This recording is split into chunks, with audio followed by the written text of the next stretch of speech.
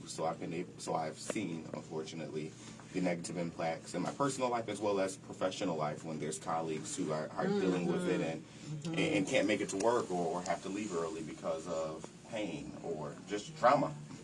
Yeah.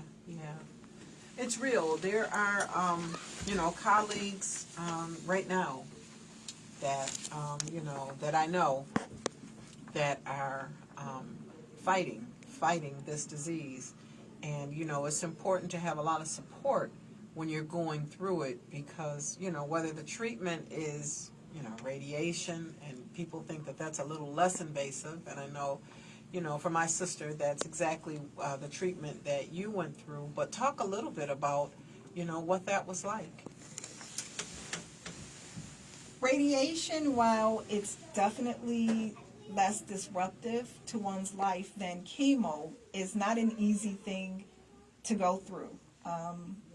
You're in a dark room, the table's cold, you're laying on that table, maybe for about 30 minutes or so, if not longer, with a big machine providing radiation to the impacted area. I will say that I was fortunate with my treatment, and I was actually treated at Windsong, and the individuals there were wonderful. In fact, they became like family because I seen them so often throughout that experience. I don't believe that anything that you go through to try and combat cancer is not easy, whether that's radiation or whether that's chemo. Treatment is treatment, and it's never easy, and I believe all treatments are disruptive. Thank you for sharing that. Again, this is Dr. Williams, and I am the superintendent of the Buffalo Public Schools. And, our topic today is a little non-traditional, but it's always right on time. We're kicking it live. We're talking about a very, very important topic today. We're talking about breast cancer awareness. This is Breast Cancer Awareness Month. And I was very intentional about, who I invited today. I wanted to invite someone that has experienced going through, all of identifying, a lump and going through, doctor visits and the feelings that were involved with that, going through treatment, and then being a survivor. And I also was intentional about wanting to invite a male, because too often people associate breast cancer only with women. And so I want to ask you, Mr. Barnes, if you're aware, are you aware if men can get breast cancer? Yes, I am. Although breast cancer is much more common in women, as you share, breast cancer affects men too. And in 2021, the United States President Joe Biden, designated October 17th through the 23rd as Men Breast Cancer Awareness Week. I did not know that. And about 2,710 American men this year are expected to be diagnosed with breast cancer, unfortunately. Wow. Also, men get breast cancer, but it is very rare, and about 160 men are diagnosed with breast cancer each year in New York State. 160 men. Wow. That's heavy. It is. That's heavy. And so if we have men who are listening, please know that this is not, a disease that only women are affiliated with. Men also are diagnosed with breast cancer. So men, if you're listening, please go out and get screenings. The first man that I ever heard of that was diagnosed with it, and many of us, some of my young listeners may not even know him. Mr. Barnes, you may not know him, but Richard Roundtree. Richard Roundtree. What you know about that? Shaft, that's what I'm talking about. Was diagnosed, with breast cancer. So, please get tested. Michelle, would you share with us what some of the symptoms could be? Sure. That people could look for, men and women. Absolutely. So as I stated earlier, women, get to know your breasts for sure.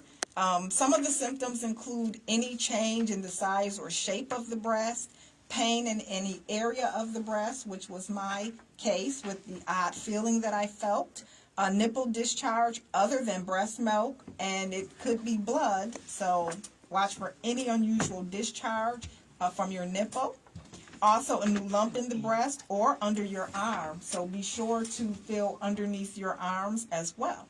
And if you experience any of these signs or anything that worries you, please do not hesitate to go and see your doctor right away. And can you share that website again that people can get information from about screenings and testing and all of that? Absolutely. It's the Breast Cancer Network of Western New York. The website is www.bcnwny.org. And once again, we're located right on Delaware in the United Way building at 742 Delaware. And the services are free of charge for breast cancer survivors and those going through. Thank you. I just want to say that, breast cancer is not only something that affects middle-aged and older women and men. Okay, let me just get that out there. While most cases of breast cancer do occur in middle-aged or older women, a breast cancer diagnosis, it can really happen at any time. And about 9% of new breast cancer cases in the United States are found in women under the age of 45. Let me say that again. About 9% of new breast cancer cases in the United States are found in women under the age of 45. And again, women in the United States have a 1 in 8 chance of developing breast cancer in their lifetime, according to the American Cancer Society. So we're just talking a lot today, again, about breast cancer. I hope that you've heard something that will motivate you to every year, not just once. You can't get a mammogram once and think that's it for life. You gotta go every year. And October, is a good time for you to do it so that you won't forget, And next Friday is our Go Pink Day. In the Buffalo Public Schools, we want our athletes in pink. We want our teachers in pink. We want our principals, Mr. Barnes, in pink too. We want men in pink. We want women in pink. We want children in pink. Bring it all out. It's my favorite color anyway, so I shouldn't have a difficult time finding something. We want the whole city of Buffalo. I'm just going to expand it to further. We want the whole city of Buffalo to show solidarity and love in making sure that people are aware of breast cancer, that they engage in early screenings, that they're supporting people who may be going through it. I can imagine if you're going through it, to just see the pink lets you know that you're not going through it alone. So I'm going to ask Mr. Barnes if you have anything you'd like to share as we begin to wrap up. Yes, interesting enough, yes, if you know anything about our school, we're surrounded by a few faith-based organizations.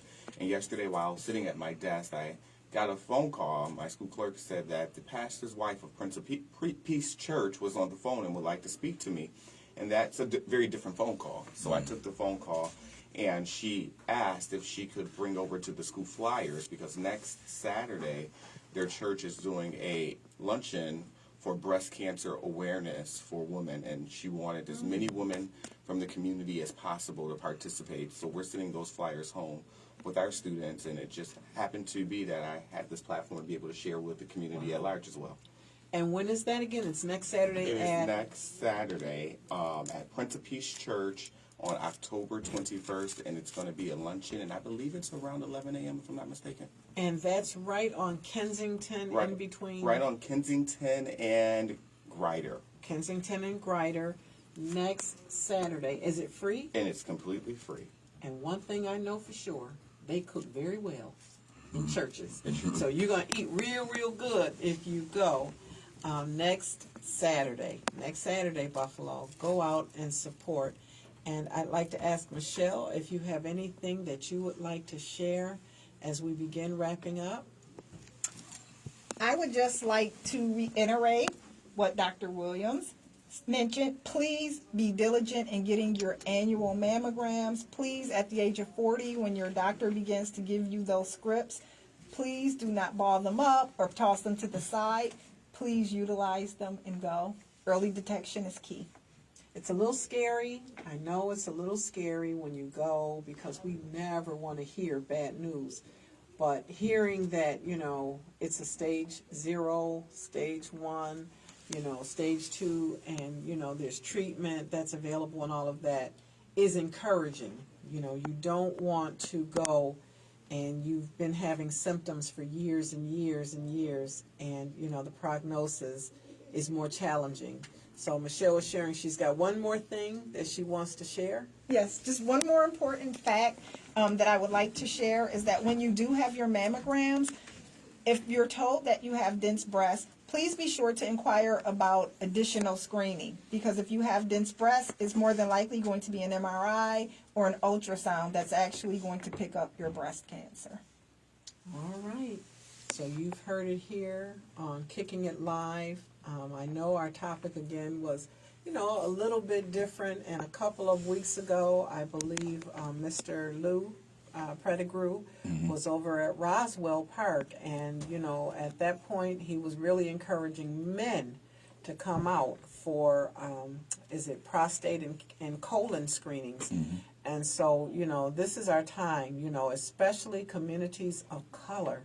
We have got to, I know, there are many of us, doctors are not necessarily something that we run towards, but we have to, we have to keep ourselves healthy, to keep ourselves well. So please, just combat that fear. Take a friend with you. I've heard of situations where, it's almost like girlfriends. They all get together and they go get, their mammograms together. So whatever you have to do, take a family member with you.